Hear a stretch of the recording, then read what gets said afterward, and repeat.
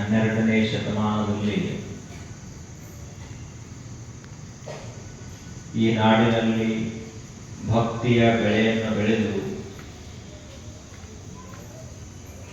ಈ ನಾಡಿನ ಜನರಿಗೆ ಆಧ್ಯಾತ್ಮಿಕ ತತ್ವವನ್ನು ತಿಳಿಸಿ ಹೇಳಿದ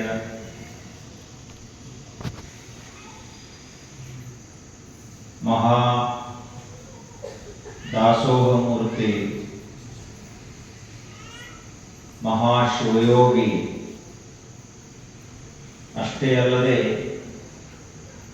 ಮಹಾತ್ಮ ಬಸವಣ್ಣನವರ ದಿವ್ಯ ಪವಿತ್ರ ಪಾದಾರವಿಂದಗಳಿಗೆ ಭಕ್ತಿಯ ಶರಣಾರ್ಥಿಗಳನ್ನು ಸಲ್ಲಿಸಿ ಅವರ ದಿವ್ಯ ಮಾರ್ಗದರ್ಶನದಲ್ಲಿ ಆಗಿ ಹೋದಂತಹ ಎಲ್ಲ ಶಿವಶರಣರ ಪರಮ ಪವಿತ್ರ ಪಾದಾರವಿಂದಗಳಿಗೆ ಭಕ್ತಿಯ ಶರಣಾರ್ಥಿಗಳನ್ನು ಸಲ್ಲಿಸಿ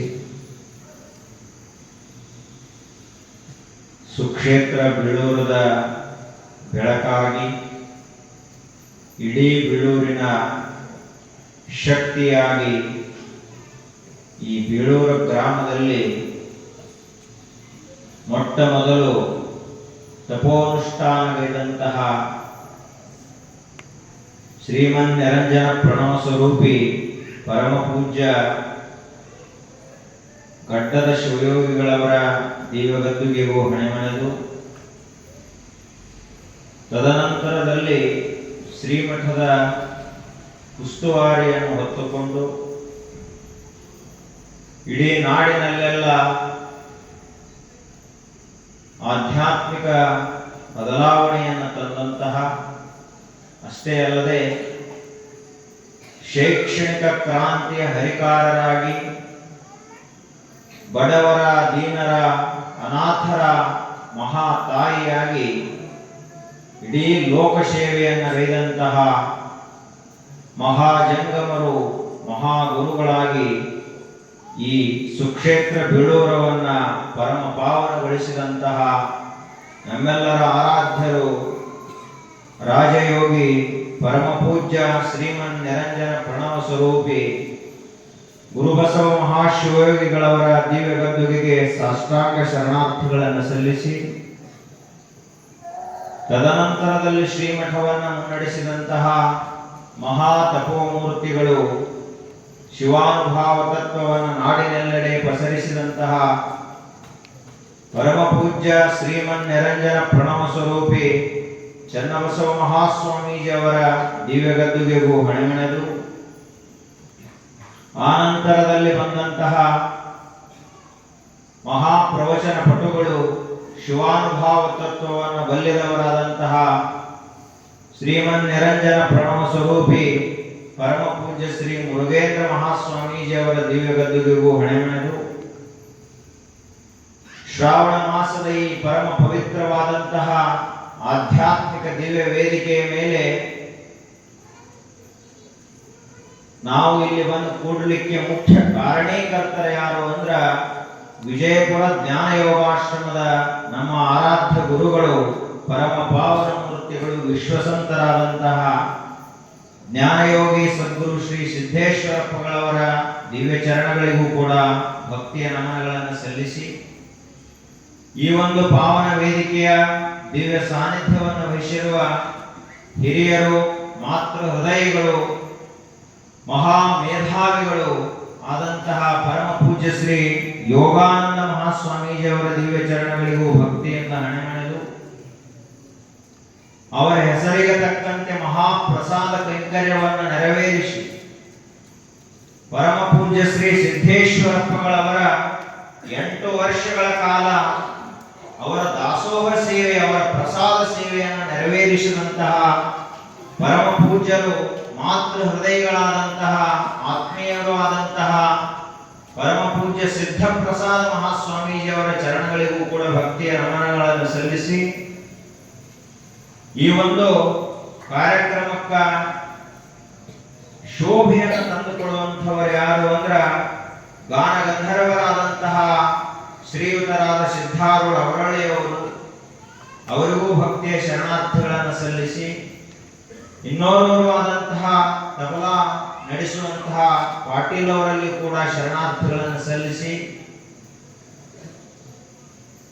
ಭಕ್ತಿ ಅಂದ್ರೆ ಅದನ್ನು ಎಲ್ಲಿ ಬಂದು ನೋಡಬೇಕು ಅನ್ನೋದಕ್ಕ ಸಾಕ್ಷೀಕರಿಸಿ ಇಡೀ ಊರ ಒಂದು ದೈವದಂತೆ ಮಹಾಶಕ್ತಿಯಾಗಿ ನಿನ್ನೆ ದಿನ ತಾವೆಲ್ಲರೂ ಸ್ವಾಗತವನ್ನು ಕೋರಿದ್ರಲ್ಲ, ಅಂತಹ ಸಮಸ್ತ ಬೀಳೂರಿನ ದೈವಕ್ಕೆ ಭಕ್ತಿಯ ಶರಣಾರ್ಥಿಗಳು.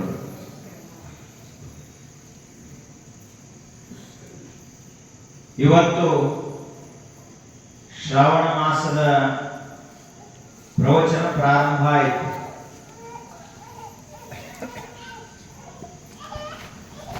ಭಾರತ ದೇಶ ಅಂದ್ರೆ ಧರ್ಮದ ದೇಶ. ಇದಕ್ಕೆ ಯಾರೂ ಕೂಡ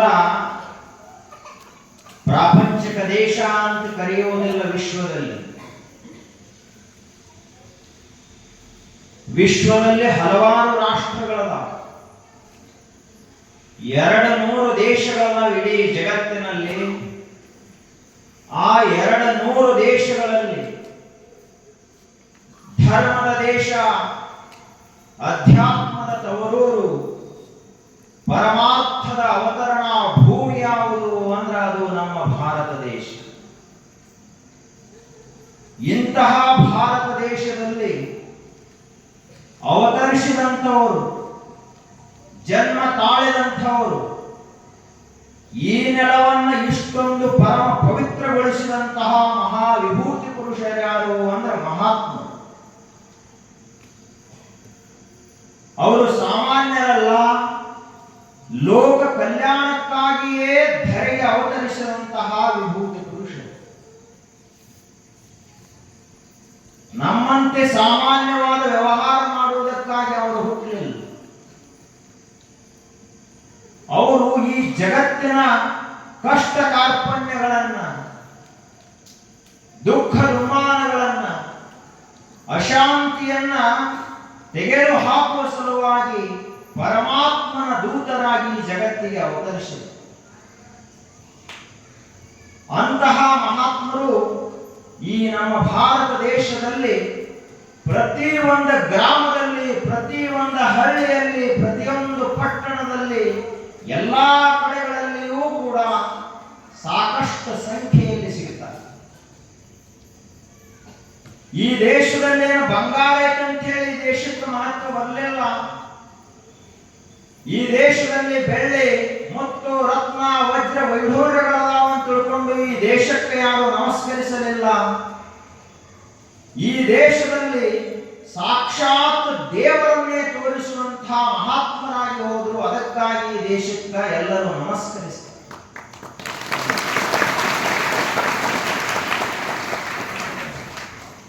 ಈ ದೇಶದಲ್ಲಿ ಆಗಿ ಹೋದಂತಹ ತಾಯಂದಿರು ಎಂಥವರಿದ್ರು ಅಂದ್ರ, ಸಾಮಾನ್ಯ ಹುಡುಗನನ್ನ ಒಬ್ಬ ಮಹಾದೇವ ಸ್ವರೂಪಿಯನ್ನಾಗಿ ಮಾಡುವಂತಹ ಸಂಸ್ಕಾರಗಳನ್ನು ಕೊಟ್ಟಂತಹ ತಾಯಂದಿರು ಈ ದೇಶದಲ್ಲಿ ಆಗಿ ಹೋದರು. ಈ ದೇಶದಲ್ಲಿ ಆಗಿ ಹೋದಂತಹ ಹಿರಿಯರು ಯಾವ ರೀತಿಯಾಗಿದ್ರು ಅಂದ್ರ, ಒಂದು ಸಮಾಜ ಬರೀ 100 ವರ್ಷ ಅಲ್ಲ, 1000 ವರ್ಷ ಅಲ್ಲ, ಯುಗ ಯುಗಾಂತರಗಳವರೆಗೆ ಒಂದು ಸುಸಂಸ್ಕಾರಯುತವಾದಂತಹ ಪರಂಪರೆಯನ್ನು ಮುಂದುವರಿಸುವಂತವರಾಗಲಿ. ಈ ದೇಶದಲ್ಲಿ ಮುಂದೆ ಬರತಕ್ಕಂತಹ ಜನಾಂಗ, ಮುಂದೆ ಬರುವಂತಹ ಯುವ ಪೀಳಿಗೆ ಯಾವ ರೀತಿಯಾಗಿರಬೇಕು ಅಂದ್ರ, ಇಡೀ ಜಗತ್ತಿಗೆ ಗುರುವಾಗಿ ಭಾರತ ಕಲಿಸಬೇಕು, ಜಗತ್ತನ್ನ ಶಿಷ್ಯಾಗಿ ಕಲಿಬೇಕು. ಆ ರೀತಿಯಾದಂತಹ ಸಂಸ್ಕಾರದ ಕಟ್ಟಳೆಯನ್ನ ಕಟ್ಟಿ ಕೊಟ್ಟಂಥವರು ಯಾರು ಅಂದ್ರ, ಈ ದೇಶದ ಹಿರಿಯರು, ಅವರೇ ಭಾರತ ದೇಶದ ಹಿರಿಯರು.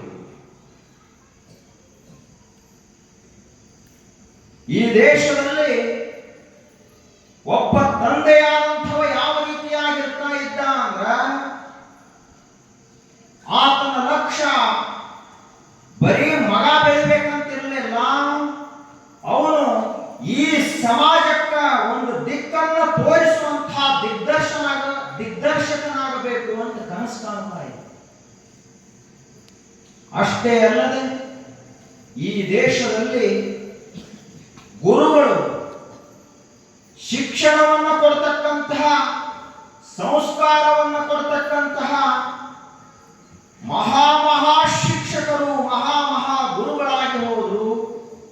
ಅವರು ಹೇಗಿದ್ರು ಅಂದ್ರ ತಮಗಾಗಿ ಅಂತ ಬದುಕಲೇ ಇಲ್ಲ.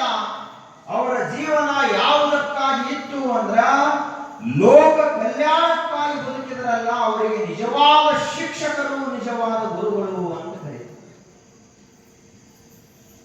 ಇಂಥ ಮಹಾತ್ಮರು, ಇಂತಹ ದೂರದೃಷ್ಟಿಯುಳ್ಳಂತಹ ನೇತಾರರು, ಇಂತಹ ದೂರದೃಷ್ಟಿಯುಳ್ಳಂತಹ ಧರ್ಮ ಪ್ರಜ್ಞಾ ಜಾಗೃತ ಇದ್ದಂತಹ ಒಂದು ಸಮಾಜ, ಆ ಒಂದು ಸಂಸ್ಕಾರದ ಹಿನ್ನೆಲೆಯಲ್ಲಿ ಹುಟ್ಟಿ ಬಂದಂಥವರು ಯಾರು ಅಂದ್ರೆ ನಾವೆಲ್ಲರೂ ಕೂಡ ಭಾರತೀಯರೇ ನದಿವಲ್ಲ. ಈಗ ನಾವೆಲ್ಲರೂ ಕೂಡ ಅಂತಹ ಭವ್ಯ ದಿವ್ಯ ಸಂಸ್ಕಾರಯುಕ್ತವಾದಂತಹ ಪರಂಪರೆಯ ವಾರಸುದಾರರು ನಾವೆಲ್ಲ 150 ಕೋಟಿ ಜನ.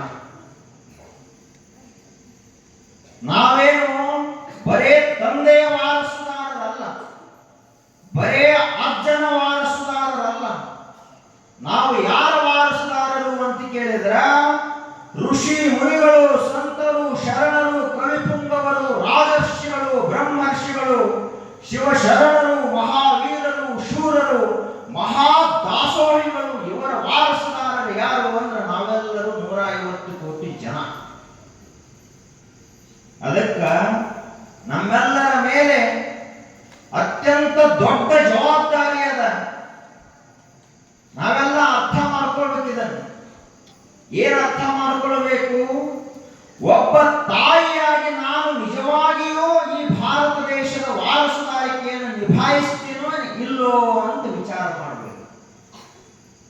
ಒಬ್ಬ ತಂದೆಯಾದಂಥವ ಈ ದೇಶದ ಮಹಾತ್ಮರು ಹಾಕಿಕೊಟ್ಟಂತ ಆ ಸಂಸ್ಕಾರವನ್ನು ಪಾಲಿಸುವಲ್ಲಿ ನಾನು ಸರಿಯಾಗಿ ನಡೆದನೋ ಎಡವೇನೋ ಅಂತ ಒಬ್ಬ ತಂದೆಯಾದಂಥವ ವಿಚಾರ ಮಾಡಬೇಕು. ಯಾಕೆ ಅಂದ್ರ ತಾಯಿ ಮತ್ತು ತಂದೆ, ಒಂದು ಸಮಾಜದ ಹಿರಿಯರು, ಇವರೆಲ್ಲರೂ ಸರಿಯಾಗಿದ್ರು ಅಂದ್ರ ಅವಾಗ ಹುಟ್ಟುವಂತಹ ಮಕ್ಕಳು, ಬರುವಂತಹ ಯುವ ಜನಾಂಗ ಇಡೀ ದೇಶವನ್ನ ಉತ್ತುಂಗಕ್ಕೆ ಏರಿಸುವಷ್ಟು ಸಮರ್ಥವಾಗಿರುತ್ತೆ. ಅದಕ್ಕಾಗಿ ಮೊದಲು ಇವರು ಸರಿಯಾಗಿರ್ಬೇಕು. ತಾಯಿಯಾದಂಥವಳೇ ದ್ವೇಷಿಯಾಗಿದ್ರ ಮಕ್ಕಳು ಕೂಡ ದ್ವೇಷಿಯಾಗಿ ಹೋಗ್ತಾರ, ಜಗಳ ಗಂಟರಾಗಿ ಹೋಗ್ತಾರೆ. ತಂದೆಯಾದಂಥವ ಕುಡುಕನಾದ್ರ ಮಗನು ಕೂಡ ಅವನಿಗಿಂತ ದೊಡ್ಡ ಕುಡುಕನಾಗುತ್ತೆ. ತಂದೆಯಾದಂಥವ ದಿನಂಪ್ರತಿ ಕೋರ್ಟ್ಗೆ ಹೋಗ್ತಾ ಇದ್ದ ಅಂದ್ರೆ ಮಗ ದಿನಂಪ್ರತಿ ಕೋರ್ಟ್ನೊಳಗೆ ಇದ್ದ. ಆದ್ದರಿಂದ ಒಂದು ಸಮಾಜ, ಒಂದು ದೇಶ ಯಾವ ರೀತಿಯಾಗಿ ಇರಬೇಕು ಅನ್ನೋದನ್ನ ತಿಳಿಯಲಾರದವರು ಹೇಳಿಕೊಡ್ಲಿಲ್ಲ. ಯಾರೋ ಅಜ್ಞಾನಿಗಳು ಹಿಂಗೆ ನಡೀರಿ ಅಂತ ಹೇಳಿಲ್ಲ ನಮಗ. ಯಾರು ಹೇಳಿದ್ರು ಅಂತ ಕೇಳಿದ್ರ ಯಾರಿಗೆ ಪರಮಾತ್ಮನ ಸಾಕ್ಷಾತ್ಕಾರವಾಯಿತು, ಯಾರಿಗೆ ದೇವರ ದರ್ಶನವಾಯಿತು, ಅಂತಹ ಮಹಾತ್ಮರು ಕನಸು ಮನಸ್ಸಿನಲ್ಲಿಯೂ ಕೂಡ ಸುಳ್ಳನ್ನು ಆಡದಂತಹ ಸತ್ಯವತಿಗಳು, ಅವರ ಮನಸ್ಸಿನಲ್ಲಿ ನಿಷ್ಕಲ್ಮಶವಾದಂತಹ ಅದ್ವಿತೀಯ ಆಧ್ಯಾತ್ಮಿಕ ಶಕ್ತಿ. ನಮ್ಮ ಜೀವನ ಅವರ ಜೀವನಕ್ಕೆ ಅಜಗಜಾಂತರ ವ್ಯತ್ಯಾಸ. ನಾವು ಸುಳ್ಳು ಹೇಳುವುದು ಅಂದ್ರೆ ಅದು ನಮ್ಮ ಕೆಲಸ ಅಂತ ತಿಳ್ಕೊಂಡಿದ್ದೀವಿ. ನಾವು ಸುಳ್ಳು ಹೇಳಕ ಹಿಂದೆ ಮುಂದೆ ನೋಡುವುದಿಲ್ಲ. ಬಹಳ ಮುಂಜಾನೆ ಎದ್ದೀವಿ ಅಂದ್ರೆ ರಾತ್ರಿ ಮಲಗು ತನಕ ಎಷ್ಟು ಸುಳ್ಳು ಹೇಳ್ತೀವಿ ಅಂತ ಪೇಪರ್ದಲ್ಲಿ ಬರ್ಕೋತ ಹೋದ್ರ, ಬುಕ್ಕಿನಲ್ಲಿ ಏನಾದರೂ ಬರೀಲಿಕ್ಕೆ ಪ್ರಾರಂಭ ಮಾಡಿದ್ರೆ 2 ದಿವಸದಲ್ಲಿ 200 ಪೇಜಿನ ಪುಸ್ತಕ. ಅಷ್ಟು ಸುಳ್ಳು ಹೇಳ್ತೀವಿ. ಇಷ್ಟು ಸುಳ್ಳು ಹೇಳುವಂತಹ ಮನುಷ್ಯರಿಂದ ಎಂದಾದರೂ ಬಸವಣ್ಣನ ತತ್ವವನ್ನು ಪಾಲಿಸಲಿಕ್ಕೆ ಸಾಧ್ಯವೇ? ಬಸವಣ್ಣನವರು ಹೇಳಿದಂತಹ ಮಾತು ಯಾವುದು? ಎಲ್ಲರೂ ಬಸವ ತತ್ವವನ್ನು ಹೇಳಬಹುದು, ಆದರೆ ಬಸವ ತತ್ವವನ್ನು ಬದುಕಬೇಕಾದ್ರೆ ನಾವೆಲ್ಲ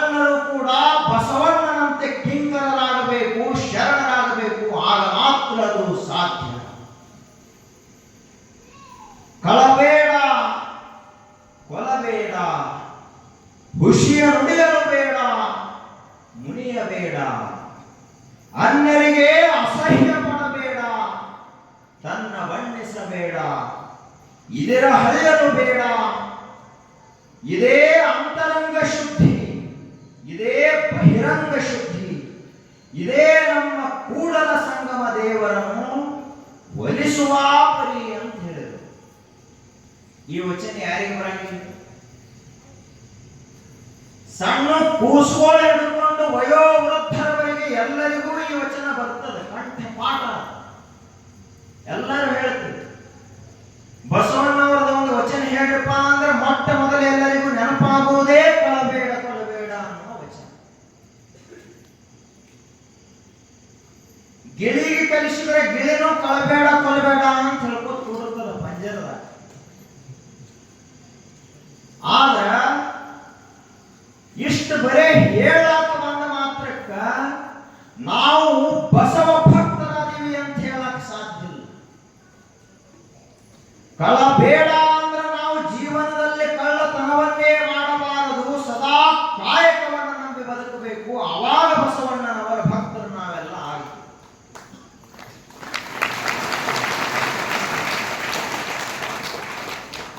ನಾವು ಉಣ್ಣುವಂತಹ ಅನ್ನ ಬರೇ ನೀರಿನೊಳಗೆ ಕುದ್ದಿರಬಾರದು. ಅಕ್ಕಿ, ಆ ಅಕ್ಕಿ ನಮ್ಮ 4 ಬೆವರ ಹನಿಯಲ್ಲಿ ಕುದ್ದು ಬಂದಿತ್ತು ಅಂದ್ರೆ ಅದಕ್ಕೆ ನಿಜವಾದಂತಹ ಮಹಾಪ್ರಸಾದ ಅಂತ ಬಸವಣ್ಣನವರು ಕರೆದರು.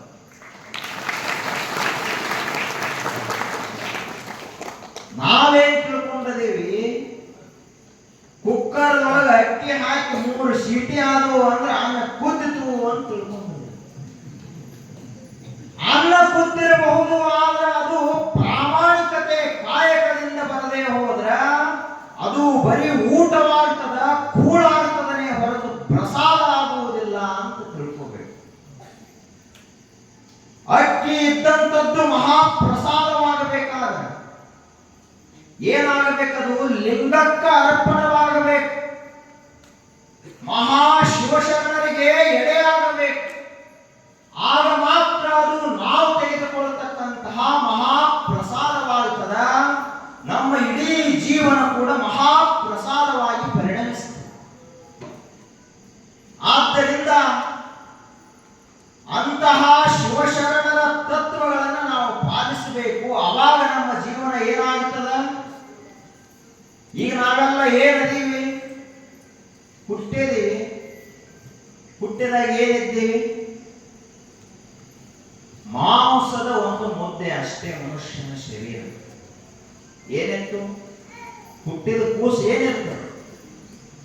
ತಾಯಂದಿರಿಗೆ ಗೊತ್ತದ ಏನಿರ್ತದ ಅಂತ ಕೇಳಿದ್ರೆ ಏನೂ ಇರುವುದಿಲ್ಲ, ಬರೇ ಮಾಂಸದ ಮುದ್ದೆ ಆಗಿರ್ತದನೇ ಹೊರತು ಏನೇನೂ ಇರುವುದಿಲ್ಲ. ಬರೀ ಉಸಿರಾಡಿಸ್ತಾ ಇರ್ತದ ಒಂದು ಕೂಸು. ಆದ್ರೆ ಅದೇ ಮಗುವಿಗೆ ಸರಿಯಾದ ಸಮಯದಲ್ಲಿ ಸರಿಯಾದ ಸಂಸ್ಕಾರಗಳನ್ನು ಕೊಡ್ತಾ ಹೋದಾಗ ಆ ಮಗು ಏನಾಗಿ ಬೆಳೀತದಂದ್ರ, ಸರಿಯಾಗಿ ಸಂಸ್ಕಾರಗಳನ್ನು ಕೊಟ್ಟ ಇಡೀ ಜಗತ್ತನ್ನೇ ಭಕ್ತಿಯ ಬೆಳಕಿನಲ್ಲಿ ಬೆಳಗಿಸಿದಂತಹ ಜಗದ್ಗುರು ಬಸವೇಶ್ವರನಾಗಿ ಬೆಳೀತದ. ಅದೇ ಮಗುವಿಗೆ ಸರಿಯಾದಂತಹ ಸಂಸ್ಕಾರವನ್ನು ಕೊಟ್ಟ ಬೀಳೂರು ಗ್ರಾಮವನ್ನು ಪರಮ ಪವಿತ್ರವನ್ನಾಗಿ ಮಾಡಿದಂತಹ ಜಗದ್ಗುರು ಗುರು ಬಸವೇಶ್ವರನಂತಹ ಮಹಾ ಜ್ಯೋತಿಯಾಗಿ ಇಡೀ ಜಗವನ್ನೇ ಬೆಳಗಿದ. ಅದೇ ಜ್ಯೋತಿಗೆ ಸರಿಯಾದ ಯೋಗ, ತ್ಯಾಗ, ಜ್ಞಾನದ ಒಂದು ಸಂಸ್ಕಾರವನ್ನು ಕೊಟ್ಟ ಕಿಶ ಇಲ್ಲದಂತಹ ಮಹಾಜಂಗಮರು ಯಾವ ಊರಿನಲ್ಲಿಯೂ ಕೂಡ ಒಂದು ಪೈಸೆಯಷ್ಟು ರೊಕ್ಕವನ್ನು ಮುಟ್ಟದಂತಹ ಪರಮ ಪೂಜ್ಯ ಸಿದ್ದೇಶ್ವರ ಮಹಾಸ್ವಾಮೀಜಿ ಅಂತ ಹೇಳ್ತಾರೆ. ಹುಟ್ಟಿದಾಗ ಏನೇನು ಇರಲಿಲ್ಲ. ಯಾವ ಕ್ಷಣಕ್ಕೆ ಸರಿಯಾಗಿ ಸಂಸ್ಕಾರವನ್ನು ಕೊಟ್ಟರು ಅವಾಗ ಒಂದು ಮಗು ಏನಾಯಿತು ಅಂದ್ರೆ ಇಡೀ ಜಗತ್ತಿನಲ್ಲಿಯೇ ದೇವರಾಗಿ ಪ್ರಸಿದ್ಧವಾಗುತ್ತದಂತ ಬಳಿಕ ಸಂಸ್ಕಾರಕ್ಕೆ ಎಷ್ಟು ಮಹತ್ವದ ಅಂತ ತಿಳ್ಕೊಂಡಿರಬೇಕು. ಆದ್ದರಿಂದ ನಾವೆಲ್ಲರೂ ಕೂಡ ಹುಟ್ಟಿದ್ದೀವಿ.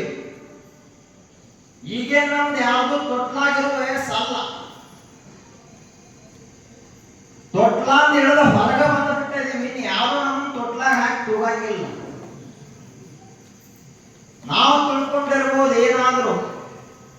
ಆದ್ರ ಒಮ್ಮೆ ಮನುಷ್ಯ ತೊಟ್ಟಿಲಿನಿಂದ ಕೆಳಗಿಳಿದ ಅಂದ್ರೆ ಅವನ ಹೊಳೆ ತೊಟ್ಲಾಕ್ ಮುಸುದು ಹೋಗು ಮುಂದ.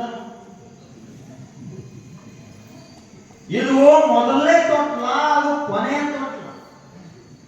ಇವು ಎರಡು ತೊಟ್ಟಿಲುಗಳ ನಡುವೆ ಮನುಷ್ಯ ಏನಾಗಿ ಬದುಕ್ತಾನಲ್ಲ ಅದರ ಮ್ಯಾಲಿನಿಂದ ಇವು ಚಲೋ ಮನುಷ್ಯ ಕೆಟ್ಟ ಮನುಷ್ಯ ನಿರ್ಧಾರ ಆಗುತ್ತೆ.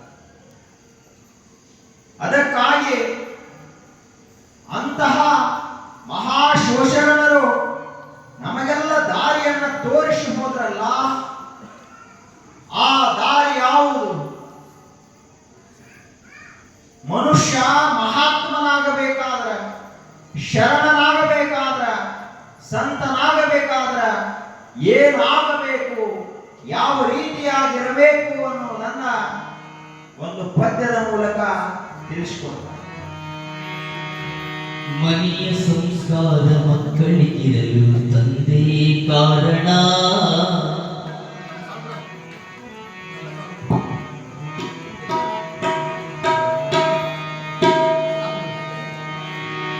ಹಲೋ. ಮನೆಯ ಸಂಸ್ಕಾರ ಮಕ್ಕಳಿಗಿರಲು ತಂದೆ ಕಾರಣ. ಮನೆಯ ಮಕ್ಕಳೆಲ್ಲ ನಗುತ್ತಿರಲು ತಾಯಿಯೇ ಕಾರಣ, ತಂದೆ ಕಾರಣ. ಮನೆಯ ಸಂಸ್ಕಾರ ಮಕ್ಕಳಿಗಿರಲು ತಂದೆ ಕಾರಣ. ಮನೆಯ ಮಕ್ಕಳೆಲ್ಲ ನಗುತ್ತಿರಲು ತಾಯಿಯೇ ಕಾರಣ, ತಂದೆ ಕಾರಣ. ಮನೆಯ ಸಂಸ್ಕಾರ ಮಕ್ಕಳಿಗಿರಲು ತಂದೆ ಕಾರಣ. ಮನೆಯ ಮಕ್ಕಳೆಲ್ಲ ನಗುತ್ತಿರಲು ತಂದೆ ಕಾರಣ.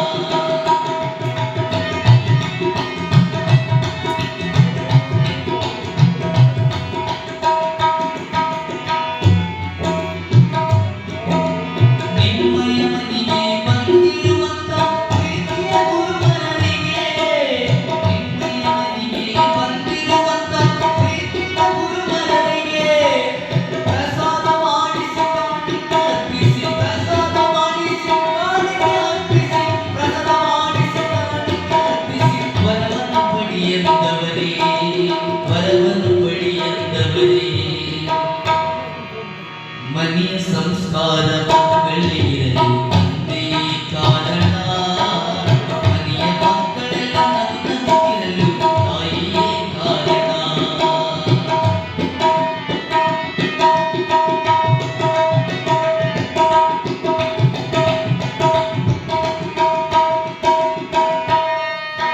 ಧರ್ಮದ ತತ್ವ ಪಾಲಿಸಬೇಕು, ಧರ್ಮದ ತತ್ವ ಪಾಲಿಸಬೇಕು, ಬಸವ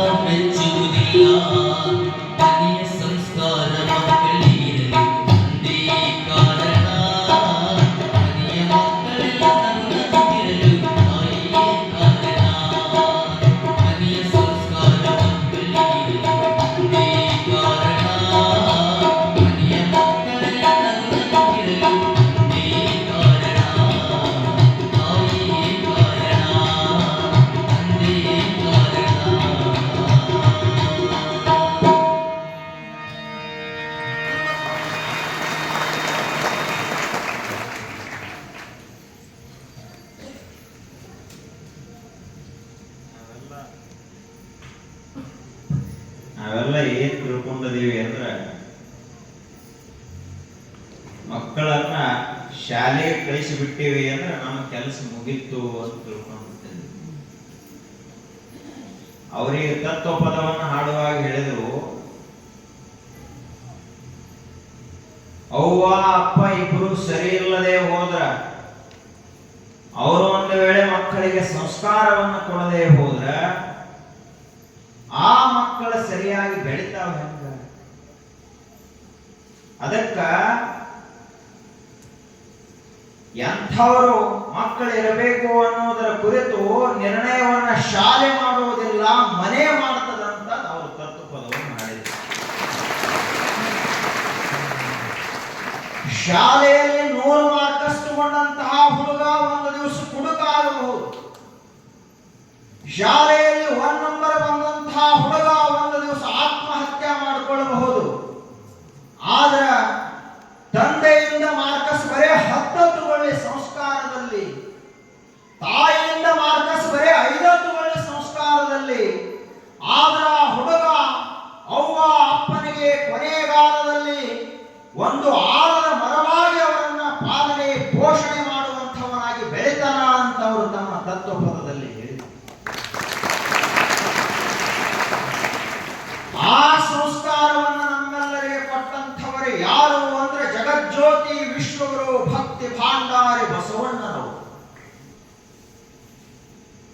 ಈ ವಿರಕ್ತ ಮಠ ಏನದಲ್ಲ, ಇದರ ಎಲ್ಲ ಆಯಾಮಗಳನ್ನು ಹೆಣೆದಂತಹ ಮಹಾಪುರುಷರು ಭಕ್ತಿ ಅಂದ್ರೆ ಹೇಗಿರಬೇಕು ಅನ್ನೋದನ್ನ ಜಗತ್ತಿಗೆ ಕಲಿಸಿದಂಥವರೇ ವಿಶ್ವಗುರು ಬಸವಣ್ಣನವರು. ಅದೇನು ಸಾಮಾನ್ಯ ಸಂಸ್ಕಾರ ಅಲ್ಲ. ಇವತ್ತು ಯಾರಾದರೂ ಈ ಬೀಳೂರು ಗ್ರಾಮಕ್ಕೆ ಬಂದ ನೋಡಿದ್ರೆ ಅವರಿಗೆ ಅನಿಸ್ತದ, ನಿಜವಾಗಿಯೂ ಬಸವಣ್ಣನ ಆ ಭಕ್ತಿಯ ತತ್ವವನ್ನು ಸರಿಯಾಗಿ ಪಾಲಿಸುವಂತ ಭಕ್ತರು ಎಲ್ಲಿದಾರಂದ್ರ ಸುಕ್ಷೇತ್ರ ಬೀಳೂರಿನಲ್ಲಿ ಅದಾರ ಅಂತ ಹೇಳಿ ಅವರೆಲ್ಲರಿಗೂ ಅನಿಸ್ತದೆ. ನಿನ್ನೆಯ ದಿನದ ಆ ಒಂದು ಭಕ್ತಿಮಯವಾದ ವಾತಾವರಣವನ್ನು ನೋಡಿದರೆ ನೋಡುಗರಿಗೆ 2 ಕಣ್ಣುಗಳೇ ಸಾಲಲಿಲ್ಲ ಅಂತಹ ಭಕ್ತಿಯ ವಾತಾವರಣ. ಮನೆಗೂ ಹಾಲು ಕೂಡ ಭಿಕ್ಷಾಂ ದೇಹಿ, ಭಿಕ್ಷೆಯನ್ನು ನೀಡಿ ಅಂತ ಕೇಳಿದ್ರು ಕೂಡ ಭಿಕ್ಷೆಯನ್ನು ನೀಡದಂತಹ ಈ ಕಲಿಕಾಲದಲ್ಲಿ ಇಡೀ ಊರಿಗಲ್ಲ 100 ಹಳ್ಳಿಗಳಿಗೆ ಅಕ್ಷರ ದಾಸೋಹ ಅನ್ನದಾಸೋಹವನ್ನು ಮಾಡುವಂತಹ ಒಂದು ಮನಸ್ಸು, ಆಧ್ಯಾತ್ಮಿಕ ಸಂಸ್ಕಾರ ಬೀಳೂರಿನ ಗ್ರಾಮಸ್ಥರಿಗೆ ಅಲ್ಲ. ಆ ಸಂಸ್ಕಾರವನ್ನು ಕೊಟ್ಟಂಥವರು ಯಾರು ಅಂದ್ರ ಗುರು ಬಸವೇಶ್ವರ ಮಹಾಶಿವರು.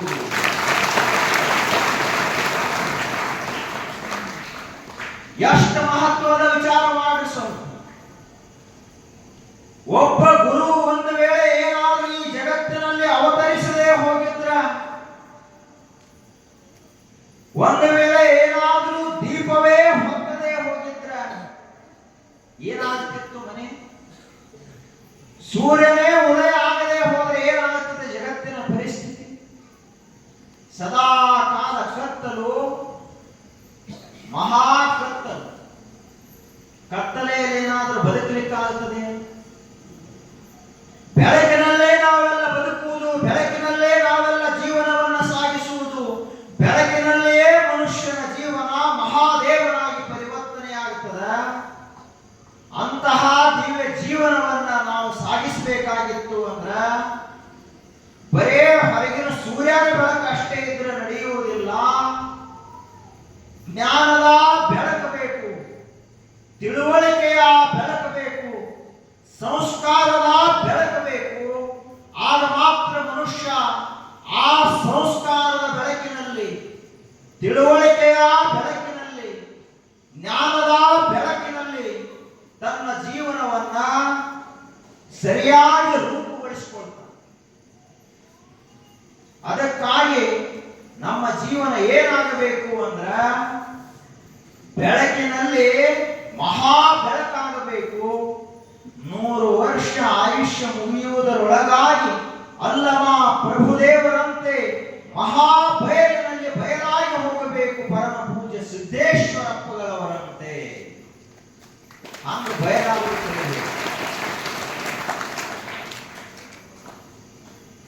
ಹೆಂಗ್ ಹೇಳ್ತೀರಿ ನೀವು? ನಮಗಿನ್ನ 90 ವರ್ಷ ಆದ್ರೂ ಈ ತಿಜೋರಿ ಚಾವಿ ಕುಡ್ದ ಗೊತ್ತಿಲ್ಲ ಯಾರಿಗೂ ಅಜ್ಜ ಅಜ್ಜಿಗಳು. ಇನ್ನು ಬಯಲಾಗೋಕಂತೆ ದೂರ ಉಳಿತು. ಕಾಗದ ಪತ್ರದ ಮೇಲೆ ಸಹಿ ಮಾಡು ಅಂದ್ರೆ ಮುದಕ ಕಣ್ಣ ನೇರು ಸುರಿದ ಸುರಿತ ಕಾಗದ ಪತ್ರ ಎಲ್ಲ ತೋಯ್ದು ಹೋಗಬೇಕು, ಸಹಿ ಮಾಡೋದಿಲ್ಲ ಮುದಕ. ಇನ್ಯಾಂಗ ಬಯಲಾಗ